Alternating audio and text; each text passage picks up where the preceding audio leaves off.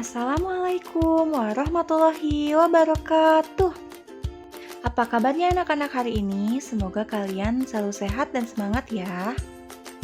Hari ini kita akan belajar tentang penanaman bunga dalam pot.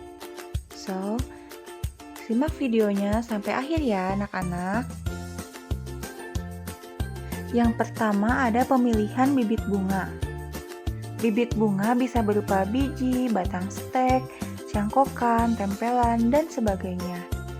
Bibit bunga ini bisa didapatkan di toko-toko bunga ya anak-anak ya. Untuk orang yang sudah berpengalaman, mereka biasanya melakukan pembibitan sendiri dari tanaman yang ada. Yang pertama ada pembibitan dengan biji. Pembibitan dengan biji dikenal juga sebagai pembibitan generatif, karena menggunakan biji atau bahan tanaman yang sudah dibuahi. Ciri-cirinya seperti ini anak-anak. Selanjutnya ada pembibitan dengan stek.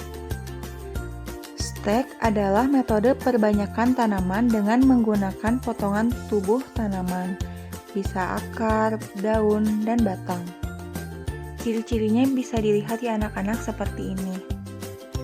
Selanjutnya ada pembibitan dengan cangkok. Nah, ciri-cirinya seperti ini anak-anak ya.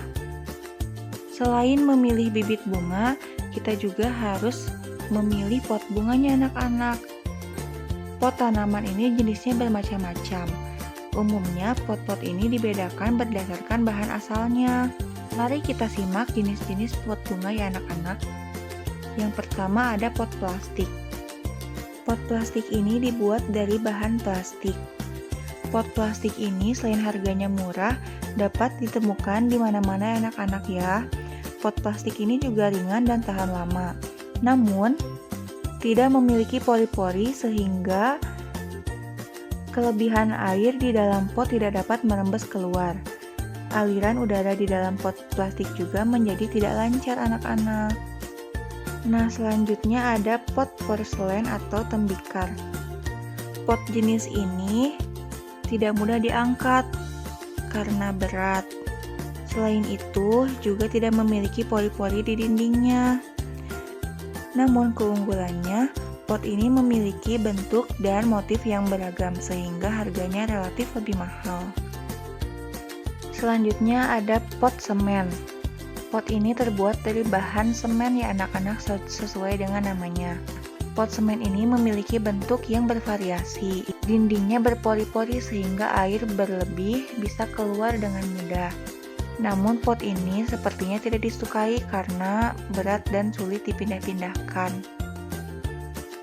Selanjutnya ada pot tanah liat. Pot tanah liat ini dindingnya berpori-pori sehingga air yang berlebih dapat menyerap keluar. Pot ini banyak digunakan karena harganya relatif lebih murah dan juga ringan. Tapi pot ini sangat rentan dan mudah pecah anak-anak. Jadi kalian harus berhati-hati ya jika ingin memindahkannya. Nah, selanjutnya ada pot daur ulang. Pot daur ulang ini terbuat dari bahan-bahan yang sudah tidak terpakai anak-anak. Bisa dari kaleng, dari botol bekas, dan juga kalian bisa menghiasnya supaya cantik dan menarik. Nah, selanjutnya ada pemilihan media tanam. Media tanam adalah media yang digunakan untuk menumbuhkan tanaman atau bibit tanaman. Secara umum, media tanam dikelompokkan menjadi dua, yaitu media tanam bahan organik dan anorganik. Media tanam bahan organik umumnya berasal dari komponen organisme hidup. Misalnya dari bagian tanaman seperti daun, batang, bunga, buah, atau kulit kayu. Bahan organik mampu menyediakan unsur hara bagi tanaman. Juga memiliki pori-pori sehingga sirkulasi udaranya cukup baik. Selain itu daya serapnya tinggi, sehingga bahan organik ini lebih baik daripada bahan anorganik. Yuk sekarang kita lihat jenis-jenis bahan organik yang dapat dijadikan sebagai media tanam. Nah, yang pertama itu ada arang. Arang berasal dari kayu atau batok kelapa. Media arang ini cocok digunakan di daerah yang kelembabannya tinggi karena kurang mampu mengangkat air dalam jumlah banyak. Selain itu ada batang pakis. Batang pakis berasal dari tanaman pakis yang sudah tua, sehingga lebih kering. Dan ada kompos yang berasal dari proses fermentasi tanaman atau limbah organik, seperti jerami, sekam, daun, rumput, dan sampah kotak. Selain itu juga ada pupuk kandang. Pupuk kandang adalah pupuk organik yang berasal dari kotoran hewan. Dan serabut kelapa yang berasal dari buah kelapa tua karena memiliki serat yang kuat. Sebaiknya penggunaan serabut kelapa ini digunakan untuk daerah yang bercurah hujan rendah karena air yang berlebihan dapat menyebabkan media tanam ini mudah lapuk dan cepat membusuk sehingga menjadi sumber penyakit bagi tanaman. Selanjutnya ada sekam padi. Sekam padi adalah kulit biji padi yang sudah digiling. Dan yang terakhir ada humus. Humus ini merupakan hasil pelapukan bahan organik oleh mikroorganisme. Selanjutnya ada media tanam bahan anorganik. Kita lihat yuk jenis-jenisnya apa saja. Yang pertama ada gel atau hidrogel. Gel ini adalah kristal-kristal polimer yang sering digunakan sebagai media tanam bagi tanaman hidroponik.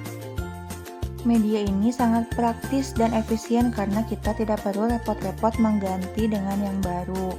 Selain itu, warnanya juga beragam sehingga lebih menarik. Selain gel ada juga pasir. Pasir adalah media tanam alternatif yang digunakan untuk menggantikan fungsi tanah. Pasir malang dan pasir bangunan merupakan jenis pasir yang sering digunakan sebagai media tanam. Selanjutnya ada kerikil. Kerikil sering digunakan sebagai media untuk budidaya tanaman secara hidroponik. Selanjutnya ada pecahan batu bata. Pecahan batu bata juga dapat dijadikan alternatif sebagai media tanam. Media ini berfungsi untuk meletakkan akar. Nah, batu batanya ini harus dipecahkan dulu ya, sehingga menjadi kecil-kecil seperti kerikil. Ukurannya sekitar 2-3 cm. Selanjutnya ada spons. Spons memiliki daya serap terhadap air yang cukup tinggi. Namun penggunaannya tidak tahan lama dan mudah hancur. Jadi harus sering-sering diganti. Dan yang terakhir adalah tanah liat. Penggunaannya dapat dikombinasikan dengan bahan-bahan yang lain seperti pasir dan humus. Alhamdulillah sekian materi hari ini. Semoga dapat kalian pahami anak-anak.